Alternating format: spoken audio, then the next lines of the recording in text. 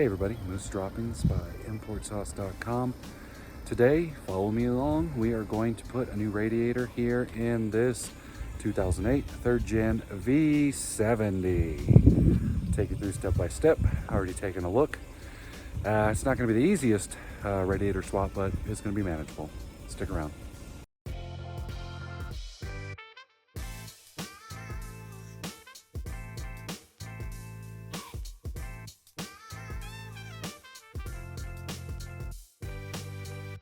Okay everybody, so I started this video yesterday. I've scrapped everything because with the radiator you're thinking, okay, yeah, you're gonna go up top, you're gonna take some clips and some clamps and you're gonna slide that guy out. And after fiddling with it and then consulting with VIDA, pulling that up, I realized no, you have to take half the front end off and drop the radiator out of the bottom with a special tool. So we're going to show you that procedure. Initially, what we need to do is the headlights are already off. We found that because there was some brackets and stuff hiding. But you can start by doing the drain if you want, get that fluid out of there. And headlights are off. Next thing is the bumper is coming off, and then we'll pick up pretty much on the VIDA procedure there. We're going to open up these two caps here. Okay guys, front bumper is off easily enough. There are 5 T25 Torx, which pretty much just hold the fender well to the bumper. The rest of it is just pull snap clips, so you just kind of grab the edge and pop it out. Right up on top of the bumper, when you open the engine bay, there are 5 push Christmas tree style clips. So 15 in all. That actually only took a few minutes. Again, headlights, they don't have to be off for that, but headlights easily enough. If you have never done your headlights on these, you just have a couple of those little guys that slide in here and here, and you just pull those out and the headlight will pop out, and then you can just remove the connector on there. Okay, so the fan wasn't too bad at all, actually. There was no bolts or clips or anything like that. It actually just kind of slides in onto the radiator into these little grooves. So once it's the wire harness is disconnected, then you can just pull up. We did have to remove this hose for the automatic tranny cooler, just so that the bottom one that's down there could slide up and clear this. And there was enough clearance. I kind of just slid across this hard line, but it was out. That wasn't too bad.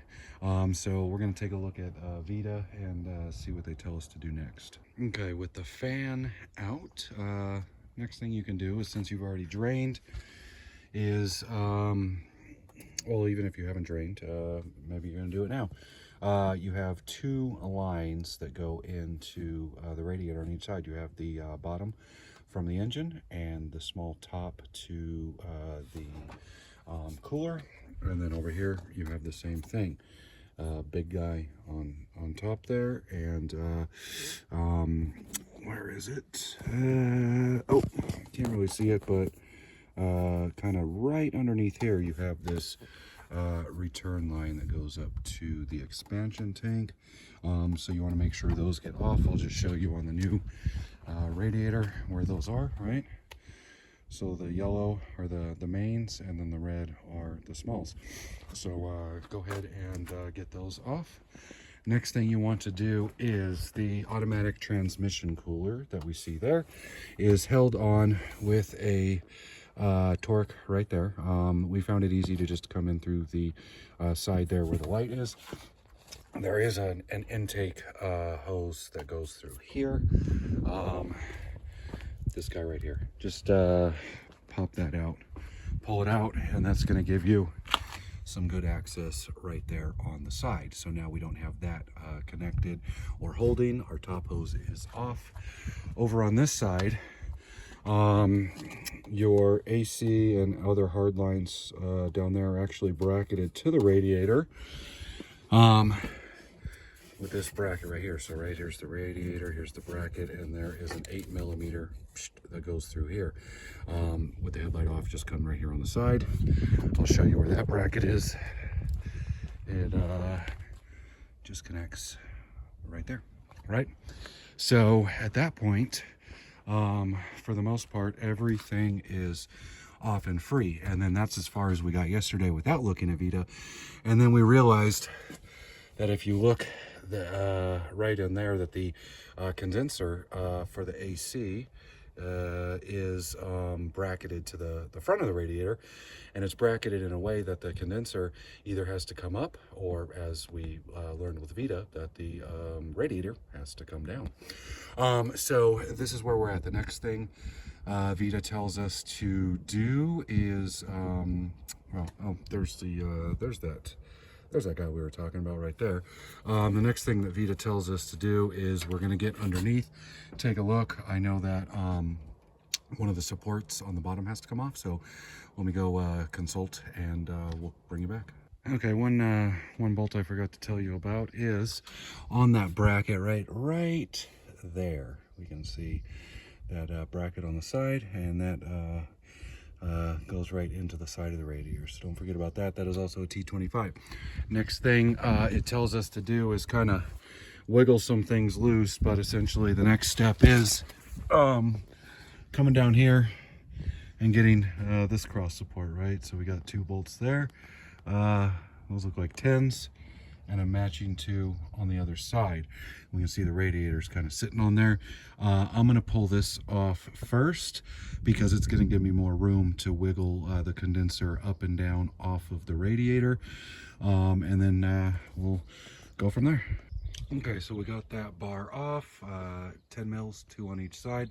Pretty long, but as soon as we did, everything kind of came free. So the next thing we need to do is make sure that everything is kind of separated off of the radiator, and that is going to be by way of kind of sliding the radiator down out of those tabs and making sure that we're not pinching or binding any of these hard lines or any of this stuff up here. I didn't see any other brackets or anything on VIDA, and so we'll get some gloves on and let you know how it comes out. Okay, so there is nothing holding anything up on that side anymore. Over here on the passenger side, the only thing that's holding it is those hard lines that are connected. Easily enough, here's a close-up of the clip, and didn't take much. All we did was get a flathead and just kind of push on this, and then it slid up. So we're going to do that on all 4, and then hopefully our radiator should be free. Not too bad at all. You know, last night I was messing around doing all this. If I would have just consulted with VIDA first and went in on it, would have saved a whole bunch of time, but luckily you guys get the scoop on that. You want to be very careful pulling the radiator out. There's not much supporting those. Do not break those hard lines, crack them, dent them, anything like that, because then you're going to be doing AC service. There's plenty of room to slide that out, just with the standard ramps there. So the last thing I'm going to do is I'm going to swap over all these little side guys and brackets. Looks like these are easily enough, just little turn guys, and we'll swap this stuff over and just do everything in reverse order. I'll let you know if we run into anything special, but if not, just work backwards. Okay, so with the radiator down there, I was able to attach and slide the condenser 4 points on each side in, and then I stuffed this bottom plate onto the radiator assembly. Just pop these little guys through, and it will kind of hold it. Then I got a couple threads on each side.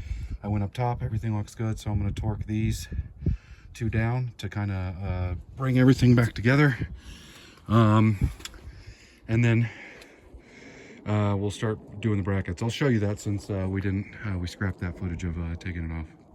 Okay, so the fan is slid back in. We kind of just took this side down oblong and then swept the other side in, all 4 clips.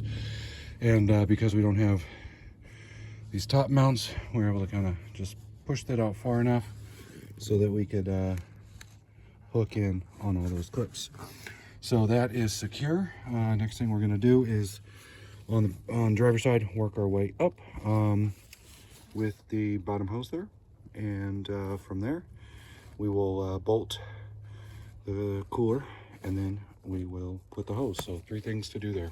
Okay, that's in. While we're on this side, let's not forget to plug the fan back in. See if we can get you a shot there.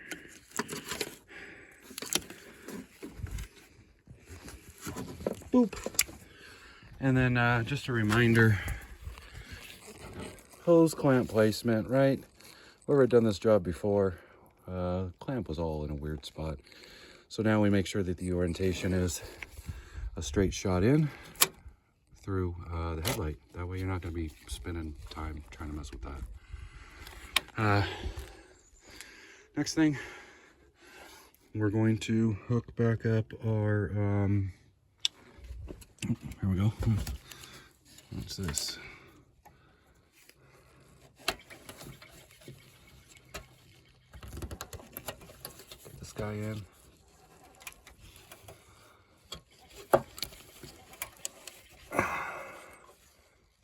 And then we will do, lastly, that hose.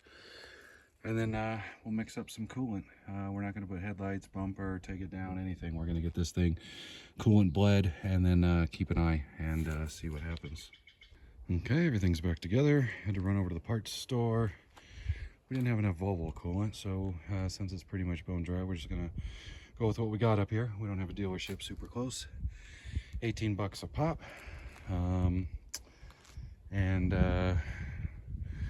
9.5 quarts. So we're gonna top off, fire it up, and then just let it start bleeding and keep topping.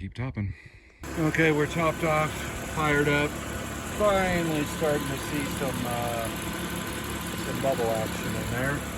Gotta wait for this thermostat to open up and then start sucking this down, but we got our jugs ready to go, and we don't see any leaks. Well, that was obviously, you know, from the job, but probably because we don't have any fluid going into the engine yet, so hopefully pretty soon here. Okay, we got sufficient bleeding time, drove it around the neighborhood.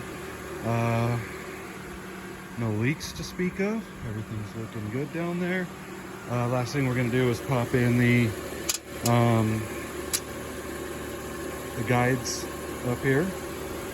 Right there, this one, right there, then our trusty T25, and then we'll stick the bumper bump in, put those on, put our 15 5 T25s, 5 T25s, 5 bumper clips, slide the headlights back in, drive it around a little bit today, keep an eye, and call it a day. So hopefully that helps you out, guys.